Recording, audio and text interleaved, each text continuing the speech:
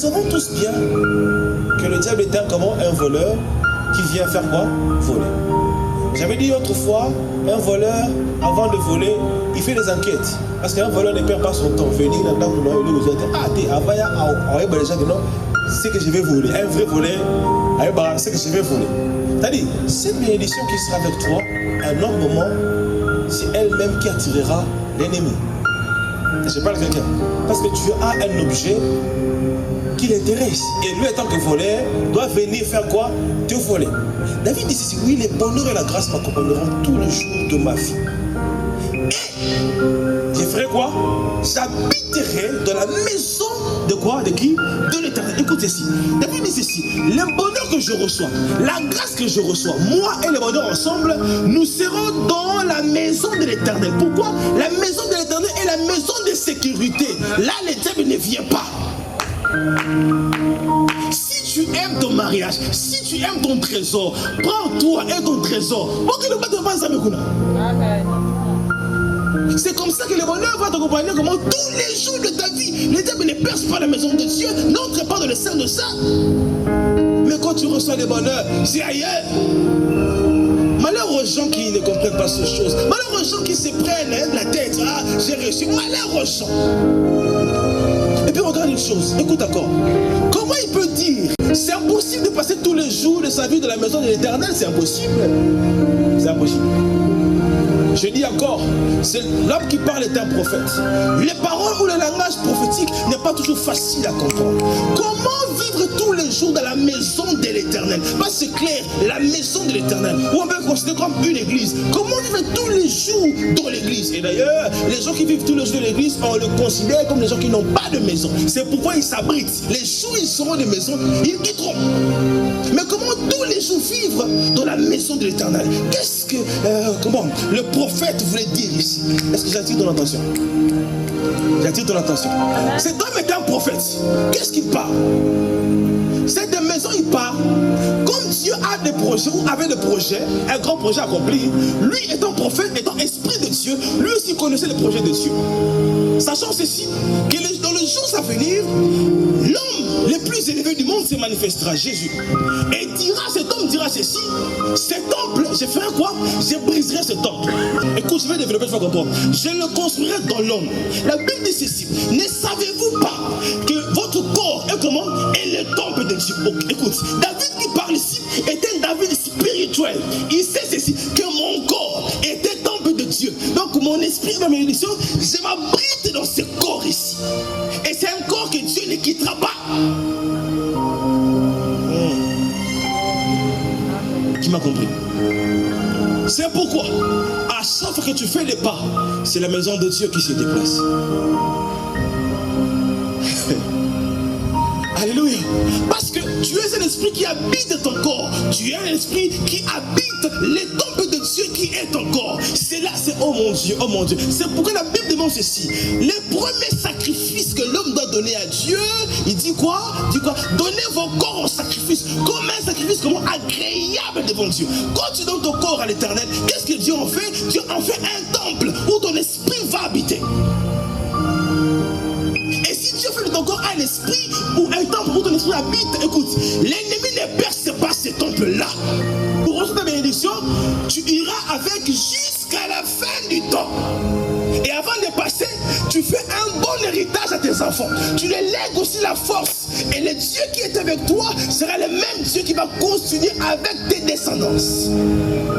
Aujourd'hui, nous souffrons beaucoup parce que nos pères nous ont pas laissé le véritable Dieu. Nos pères nous ont pas laissé le véritable Dieu. Nos pères ne connaissaient pas qu'est-ce qu'est le temple. Et se sont dit non, s'il faut faire des efforts, il faut laisser quand même les maisons. Comme ça, même s'il manque, ils peuvent habiter les maisons. Écoute, Dieu n'habite pas ces maisons. Toi, tu es un esprit de Dieu. Tu es aussi, comme la Bible dit ceci, ne savez-vous pas que vous êtes comment de Dieu? Alors, si tu es aussi l'esprit de Dieu, tu n'habites pas ces maisons ici. Mais or, le Dieu Tout-Puissant habite la maison qui est comment? Qui est le temple. Donc tu dois considérer vraiment fort ton temple. C'est un temple de Dieu. Il dit, tous les jours de ma vie, j'habiterai là-bas. Le bonheur et la grâce m'accompagneront tous les jours de ma vie. Et j'habiterai dans la maison de l'Éternel. Autrement dit, j'habiterai dans le temple que j'ai donné, mon corps que j'ai donné à Dieu. Et dans la maison de l'Éternel. Comme c'est la maison de l'Éternel, c'est que l'Éternel est présent dans ce temple-là. Oh, Dieu aussi ne quitte pas son temple. Dans le temple-là, il y a quoi? Il y a le trône. Le trône qu'on appelle le trône de grâce du Seigneur. Oh mon Dieu. Sous ce trône, devant ce trône, quand on se rapproche, le Seigneur fait grâce. C'est pourquoi, regarde, Dieu n'est pas très loin de toi. Dieu est à l'intérieur de toi. Va, cherche le bien. Écoute, tu as en toi le trône qui bénit les nations, qui fait le roi, qui fait des choses. Mais comment tu pleures? Alors sois serein. Sois simplement serein. Dieu te conduira dans sa force. Sois simplement serein. Et l'homme dans la Bible dit ceci, Dieu, Salomon dit à Dieu, tu es tellement grand, je sais que tu ne peux pas habiter un temple humain, mais je te construis quand même. Viens habiter ici. Et quand Dieu vient habiter, on fait une forme, une arche d'alliance, où on symbolise Dieu. Écoute, ce n'est pas l'arche d'alliance, n'avait pas l'image véritable de Dieu pour que l'arche représente l'Éternel. Mais quand Dieu habite ton corps, oh, l'homme a été créé comment? À l'image et à la ressemblance de Dieu. Écoute mon Dieu, ce qui peut attirer Dieu plus sur cette terre ou dans l'univers, seulement celui qui porte sa ressemblance. Écoute, tu es un homme, tu pars chercher une femme pour l'aimer. Ou tu es une femme, tu cherches l'homme pour l'aimer. Mais tu ne cherches pas un animal pour l'aimer. Et si tu épouses un animal, on dirait quoi ici? L'abomination. Donc, ton temple à toi, ton corps à toi, Dieu est séduit par ce temple. Appelle-le, il viendra, il habitera, il en fera son royaume, où toi, tu seras avec lui sous son trône, en train de régner. Le jour arrive où on doit régner avec force de Dieu. On doit régner avec la puissance de Dieu, véritablement. Oui, le bonheur et la grâce m'accompagneront tous les jours. C'est une maison où quand tu habites, il ne manque pas à manger dans cette maison-là. Personne ne tombe malade dans cette maison-là.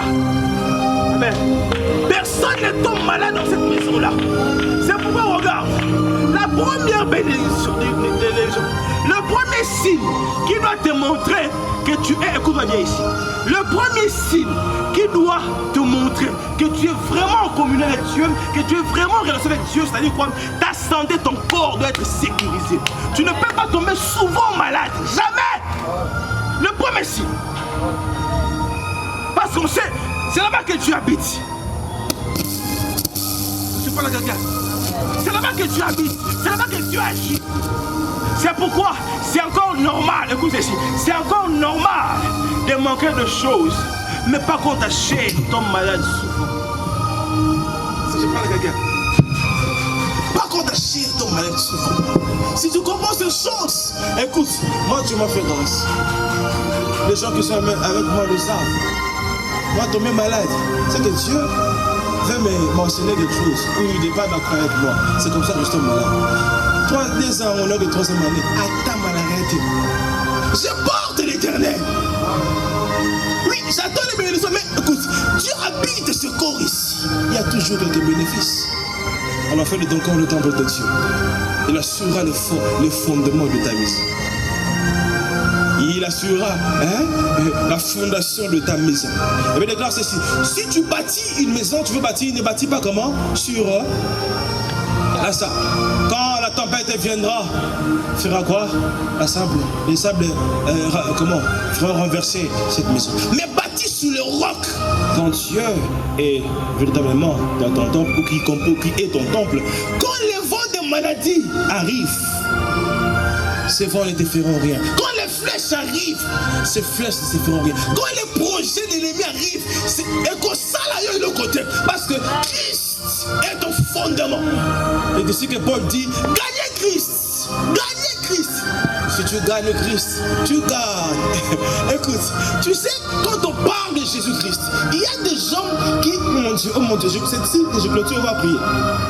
Quand quand on parle de Jésus-Christ, on doit bénéficier de ces deux noms. Parce que Jésus-Christ est une fusion de deux noms. Jésus et puis Christ. Christ, c'est plus la partie spirituelle. Amen. C'est le don, c'est la puissance, c'est que tu cherches. Mais tu oublies une chose, que ce Christ-là a habité dans un corps. Mais le corps de Christ n'est jamais tombé malade. Le corps de Christ ne s'est jamais exposé à des difficultés. Quelqu'un arrive, il dit, Jésus, tu dois payer les impôts et tout ça. Il touche ici, il n'a rien. Mais il dit, écoute, allez là-bas, cherchez. Les poissons qui sont très les premiers, amen. Ouvrez dans sa bouche, vous verrez quelque chose. Le corps de Jésus faisait tout. Alors, autant que l'Esprit avait habité dans ce corps, Christ, le corps de Jésus, et que son corps était en sécurité, c'est autant que ton corps doit être en sécurité. C'est pour vous faire des prières comme Jésus, dis-moi, est-ce que toi tu t'es tombé malade? Est-ce que toi tu es tombé comme moi ici? Covid-19 est touché, épidémie est touché, Jésus. Donc si toi, ton corps aussi, un Jésus qui est là, il parle, hein? On sent qu'il parle bien, mais son corps est malade. Non, mais pourquoi moi je tombe malade? C'est pourquoi là, je dis, elle est Christ, elle est Jésus, tu dois la voir. Parce qu'on ne prononce pas au nom de Christ, non. On ne prononce pas au nom de Jésus, non. On prononce au nom de Jésus-Christ.